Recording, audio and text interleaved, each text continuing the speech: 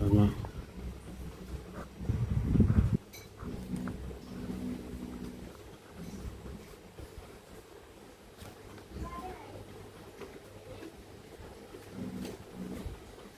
ตัวสดนะครับเนาะ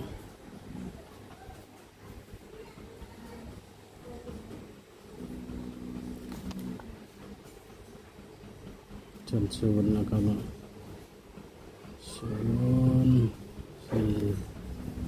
เส้นหนึ่งนะครับเนาะมาฟังคำเตือนนะครับเนาะคำเตือนทางส่องเป็นเพียงสื่อกลางแนวทางเนาะบ่ได้สนับสนุนในเด่นการพนันนะครับเนาะ